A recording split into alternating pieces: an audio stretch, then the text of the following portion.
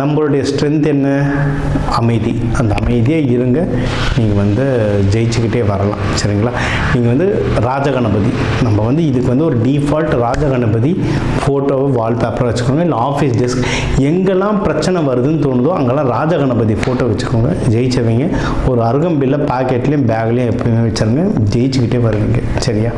10ஆம் வீட்டு சனி பகவான் பார்த்துட்ருக்கார். அதனால் உங்களுக்கு வந்து வேலைகளில் நம்ம சொன்னது தான், வேலைகளில் சின்ன சின்ன இஷ்யூஸ் வர காலகட்டம் தான். நம்ம பொறுமையாக இருங்க.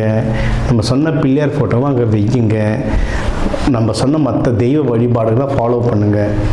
சுமூகமாக இதை தாண்டி வந்துடலாம். ஓகேவா? 11ஆம் வீடு நல்லா இருக்குங்க. நீங்கள் எதனா பிஸ்னஸில் பணம் போட்டிருந்தீங்க, நியூ இயருக்கு சீட்டு போட்டிருந்தீங்கன்னா அதிலலாம் பணம் வெளியே வர அதிகமான நல்ல வாய்ப்புகள் இருக்குது.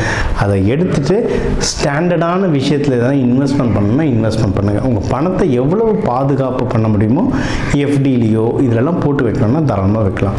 ஸ்டாக் மார்க்கெட்டுன்றது பாதுகாப்பு இல்லை, பயங்கரமாக ஏறும், பயங்கரமாக இறங்கும். சரிங்களா? நீங்கள் வந்து எஃப்டி, நிலம் அந்த மாதிரி எதுலையாவது போட்டு வைக்கணும்னா தாராளமாக போட்டு வைக்கலாம். ஆனால் ஒரு தடவை ஜோதிடரை பார்த்துட்டு எது பண்ணால் நல்லதுன்றது பார்த்து டிசைட் பண்ணிட்டு பண்ணுங்கள். சார் எல்லாமே ஜோதிடர்கிட்ட போகணுமானா ஆமாங்க. ஏன்னா அந்த காலத்தில் ராஜாங்க வந்து எது செஞ்சாலும் அங்கே அமைச்சரவையில் ஒரு ஜோதிடர் வச்சுருந்தாங்க. நம்ம வந்து ஒவ்வொரு குடும்பத்துக்கும் ஒரு ஜோதிடர்னு ஒருத்தரை வச்சுக்கணும். உங்களுக்கு யார் செட் ஆகுதுன்னு தெரியுதோ அவங்களை வச்சுக்கிட்டு முக்கியமான காரியங்களுக்கெல்லாம் அதை எடுத்துக்கோங்க. ஏன்னா இன்றைக்கி ஒரு பைக் வாங்கினா கூட 1 லட்ச ரூபாய்க்கு மேலே ஆகிடும். வீடெலாம் கோடி கணக்கில் போகுது.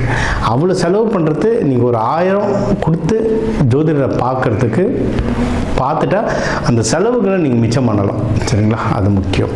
அண்ட் 12ஆம் வீடும் நல்லா இருக்குது. உங்களுக்கு சுப வரையம் வர்றதுக்கு நிறைய வாய்ப்புகள் இருக்குது. அதாவது செலவு வரும், ஆனால் சுப வரையமாக வர்றதுக்கு வாய்ப்பு இருக்குது. ஸோ நம்ம சொன்னது தான், ப்ராஃபிட்டை எடுத்து நல்ல விஷயத்தில் போடுங்க. அது உங்களுக்கு தலைமுறைக்கும் வர்றதுக்கு வந்து, ஏன்னா தனுஷை நீங்கள் எங்கே சுற்றினாலும் இருக்கிற இடத்துக்கு திரும்பி வருவீங்க. வெளியூரில் எங்கே ரவுண்ட் அடித்தாலும் கடைசியில் இருக்கிற இடத்துக்கு வருவீங்க. பொதுவாக சொல்கிறேன், உங்கள் ஜாதகம் பொறுத்து மாறும். பட் பொதுவாக தனுஷ் இப்போ ராமர் அயோத்தியிலேருந்து கிளம்பி ராமேஸ்வரம் எங்கெங்கே ரவுண்ட் அடித்தாலும் கடைசியில் அயோத்திக்கு தான் வந்தார். அதுதான் தனுஷுக்கும் நடக்கும் மோஸ்ட்லி. சரிங்களா? அதனால் உங்கள் பணத்தை எவ்வளோ பாதுகாப்பாக வச்சுக்க முடியுமோ அவ்வளோ பாதுகாப்பாக வச்சுக்கோங்க. இந்த 2025 நம்மளுக்கு நல்லதும் நடந்தது, நிறைய படிப்பினையும் வந்தது. இந்த டிசம்பர் நம்மளுக்கு நல்லதாக இருக்கும். அடுத்து வர 2026 சூப்பராக அமையும். சரிங்களா? ஸோ அது ஒன்று நல்லபடியாக அமையறதுக்கு எல்லாருக்குமே ஹாப்பி நியூ இயர்.